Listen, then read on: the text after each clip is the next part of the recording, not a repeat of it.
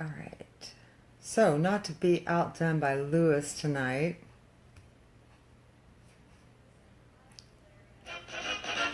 Here's the story of a lovely lady. You don't want to hear me sing. Who was bringing up three very lovely girls. All of them had hair of gold, like their mother. The youngest one in curls. It's the story of a man named Brady. See some hearts, guys. They were born men, living all together, yet they were all alone. Till the one day when the lady met Miss Yellow, and they knew that it was much more than a hunt. Can you hear the song? That this group must somehow Yeah. form a family. That's the way we all became the Brady Bunch. So, I bet you guys think I'm going to talk about the Brady Bunch. But actually, I'm not. That was the first TV show that I thought about tonight, or this morning when I first got the topic. And I thought about it, and I realized that it was a part of me, but it wasn't the TV show that had the most influence on me. Another show that I watched about that time was the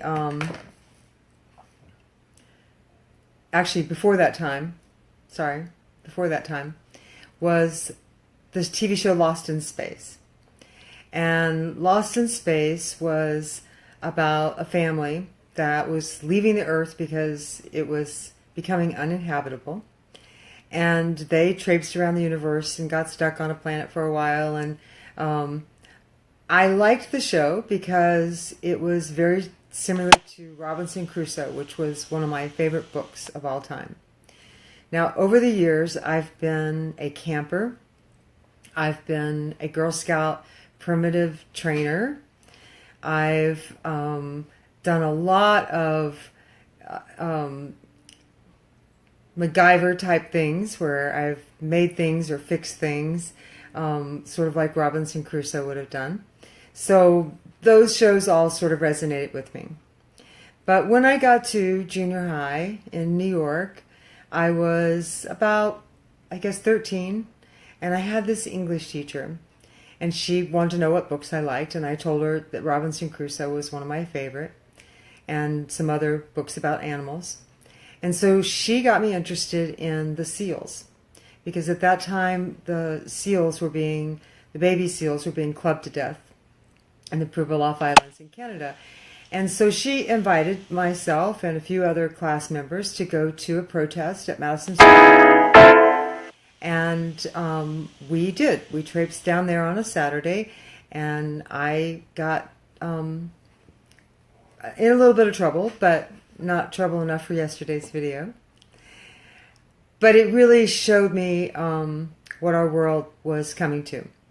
And that started my interest in the environment. I then, that spring, I think, I turned, I was still 13.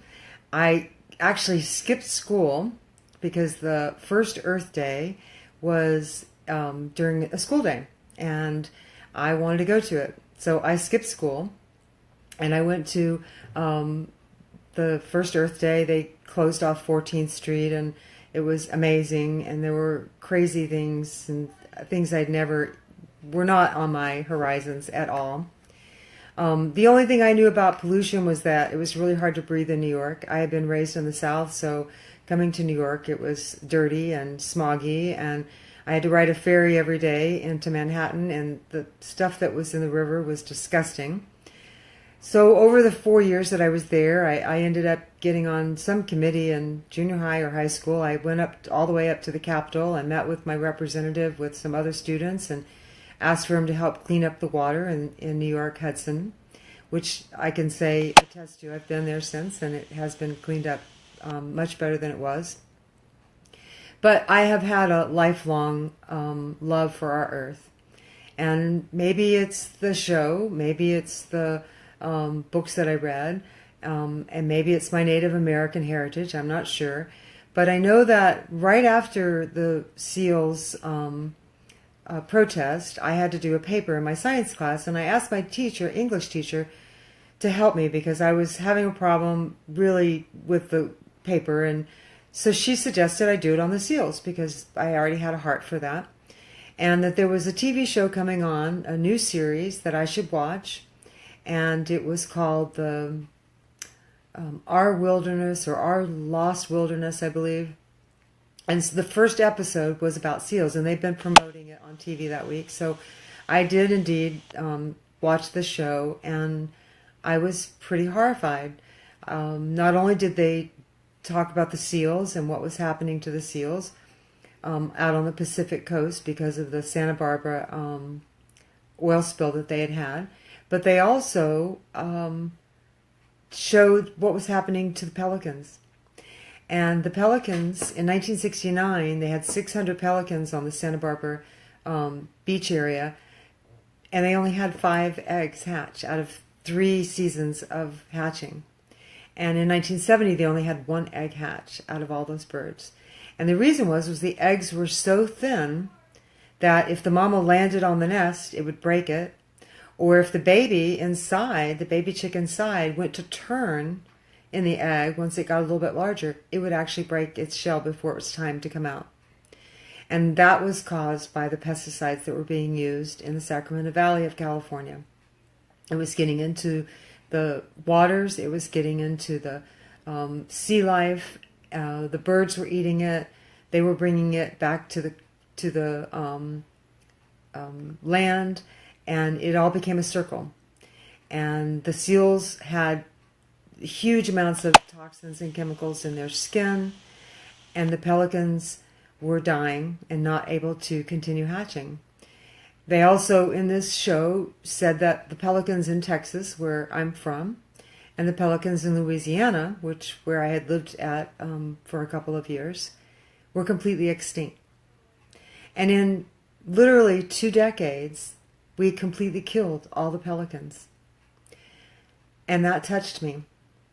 And after watching Our Wilderness, and I think it was just for a year, I think there was only maybe 8 or 10 episodes, but after watching that, I made a commitment to working towards cleaning up our earth and stopping the pollution that I saw. It was pretty easy once I moved to California. People were fairly environmentally conscious there. But in 1980, I moved to Texas, and I had an organic farm for 9 years. It was the wrong state, and it was the wrong decade. People in Texas are probably just now starting to eat organic. Sorry if you're from Texas, but I am too, so I can talk about my people. I'm glad to know that Orlando has finally gotten a lot of organic restaurants and a wonderful permaculture group here. But we still have a ways to go, a long ways to go. And our biggest pollution right now is energy. If any of you know me well, you know I am a solar advocate, and I'm trying to get 100% solar in this country. This past week, we got 10% solar for the entire country, which is a first. 10% of our energy is now created by solar.